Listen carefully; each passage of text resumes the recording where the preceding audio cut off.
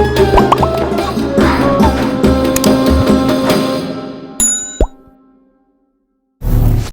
sampai kita cuma upload gitu ya, harus dilihat juga expirednya gitu ya. Betul. Oke, itu untuk apa namanya, pertanyaan formulir yang sudah pernah tapi harus buat yang terbaru ya. Dan berikutnya, pertanyaan berikutnya, application form harus di endorse atau dinominasikan dari mana? Oke, untuk endorsement ini menurut pengalaman teman-teman yang terbaru, seperti apa prosesnya dulu dari Mas Fatan? Kalau pengalaman saya pas itu saya endorsementnya ke Disdikbud setingkat kota di Semarang. Jadi Semarang. Untuk teman-teman yang mungkin jauh untuk ke Jakarta untuk Kemenlu, ke Kemendikbud, mungkin bisa datang ke Disdikbud kotanya masing-masing saja. Jadi tidak perlu ke Jakarta. Tapi kalau mau ke Jakarta silakan saja. Ya, jadi kalau misalkan teman-teman yang di daerah gitu ya, contohnya Mas Fatan ini di Semarang dan ini terbaru, jadi kemungkinan untuk tahun berikutnya juga masih berlaku sistem seperti ini. Jadi tidak perlu khawatir, tidak perlu jauh-jauh juga ke Jakarta, bisa di daerah masing-masing, Jawa Tengah, Jawa Timur, atau Jawa Barat, atau luar Jawa, boleh gitu ya. Boleh. Kalau Mas Fika gimana? Kalau saya kebetulan tinggal di ibu kota Jakarta, jadi saya ketika itu berusaha untuk mendapatkan semaksimal mungkin. Jadi saya ke Disdikbud pusat DKI Jakarta, tingkat provinsi. Namun ketika ke sana memang dari stafnya sudah bilang bahwasannya ini beberapa hari lalu pun sudah banyak yang kesini gitu. Tapi ternyata tempatnya bukan di situ. Jadi kita harus ada Kementerian Luar Negeri dulu, harus kesini dulu, harus sana dulu. Dan itu pun kan menurut saya ribet lah. Akhirnya ya saya ambil jalan pintas saja. Saya hanya ke Kemenak tingkat Kota Madia Jakarta Selatan. Jadi saya ke Kemenak Kota Madia Jakarta Selatan, minta mohon untuk staf di sana untuk menandatangani form beasiswa saya. Yang ini ditandatangani dan saya kirim ke pihak Brunei. Jadi kemungkinan besar sebenarnya sih harus dari tingkat yang tinggi ya, seperti Disdikbud pusat atau gimana. Tapi kalau memang tidak bisa, maka setidaknya harus ada dari Kota Madia atau kecamatan pun nantinya sekolah bisa. Oke, jadi dulu berarti dapat endorsementnya dari Kota Madia Jakarta Selatan ya. Jadi bisa ditanyakan juga ya ke pemerintah setempat untuk mendapatkan cok itu bentuknya nanti seperti apa. Boleh teman-teman ikuti terus channel ini karena nanti akan insya Allah ada tutorial pengisian formulir yang baik dan benar supaya bisa teman-teman contoh atau ikuti. Jadi bisa membantu teman-teman yang masih bingung seperti apa, dari mulai biodata, terus apa saja mengisi hal-hal yang penting. Jadi jangan sampai salah mengisi begitu ya. Silahkan di subscribe biar tidak ketinggalan, juga bunyikan loncengnya. Insya Allah di next content insya Allah ya. Baik, itu untuk pertanyaan endorsement ya, karena sering ditanyakan untuk endorsement. Jadi nanti contohnya bisa teman-teman lihat juga ya, seperti apa copnya. Terus nanti berapa cop, 1, 2, 3 atau berapa. Jadi biar teman-teman juga tahu cop seperti apa yang diperlukan. Baik, berikutnya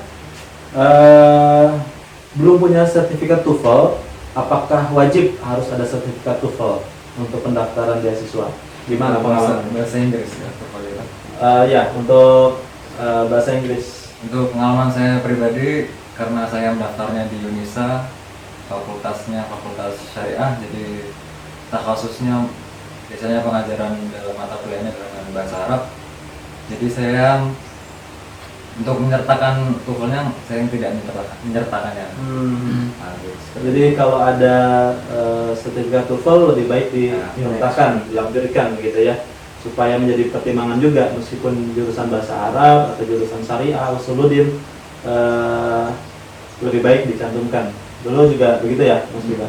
Karena mayoritas orang Brunei mereka pun berbicara dengan ada yang bahasa Inggris. Iya, betul. Dan juga pengantarnya sesuai jurusan masing-masing ya. Ketika jurusan umum, jadi di sini hanya 2, bahasa Inggris dan bahasa Arab. Kalau misalnya umum seperti sains atau akuntansi dan sebagainya, itu pasti menggunakan bahasa Inggris. Dan kalau jurusan yang agama, bahasa Arab, Usuluddin, Syariah itu menggunakan bahasa Arab. Baik, jadi itu untuk gambaran kuliah di Brunei ya. Memang bahasa itu penting, jadi tidak ada ruginya juga kalau teman-teman menyiapkan TOEFL dari sekarang, ikut tesnya atau ikut kursusnya, dan sertifikat itu bisa digunakan untuk hal-hal yang penting juga gitu, beasiswa atau untuk melamar kerja dan lain-lain ya. Jadi kalau ada lebih baik dilampirkan. Pertanyaan berikutnya, untuk pendaftaran, apa perlu mengirimkan dokumen pendaftaran hard copy ke Kedutaan Brunei di Jakarta? Pengalaman terakhir 2019, apakah mengirimkan berkas langsung ke Kedutaan Kalau Brunei? saya pengalaman pribadi mengirimkannya ke arah email saja. Online ya? Online saja, jadi tidak perlu. Oke, jadi tidak perlu ke Kedutaan. Kirim online yang sudah disediakan websitenya, ada emailnya, ada website yang kita bisa upload file-filenya ya, gitu ya Mas Fika.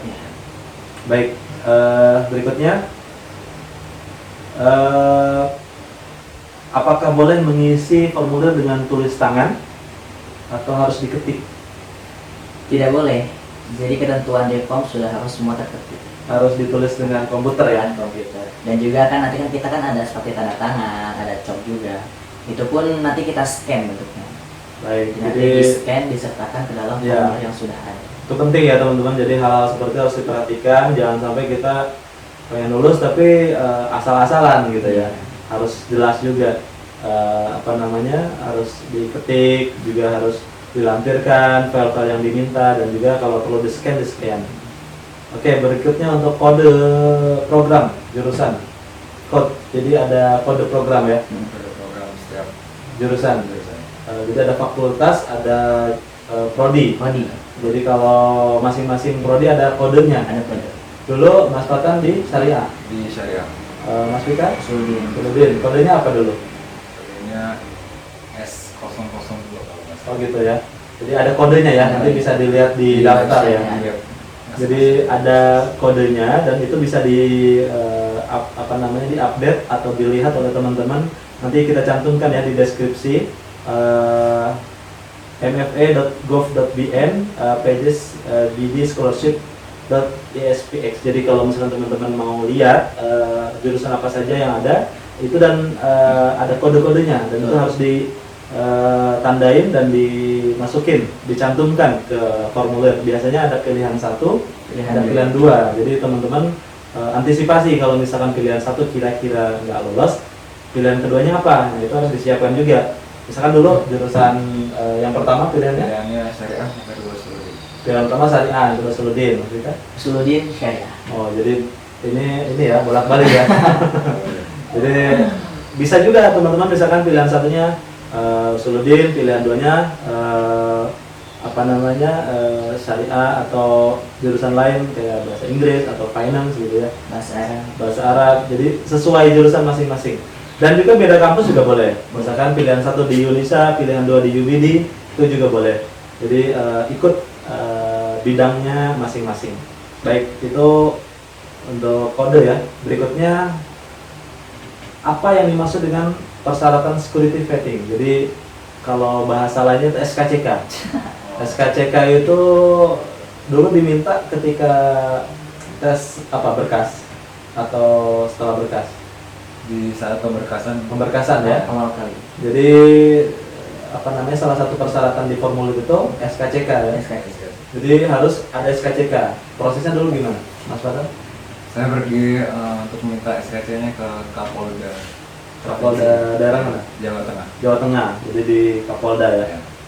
Itu SKCK untuk internasional. Internasional. Itu sudah berbahasa Inggris. Sudah ada bahasa Inggrisnya. Jadi tidak perlu diterjemahkan ya.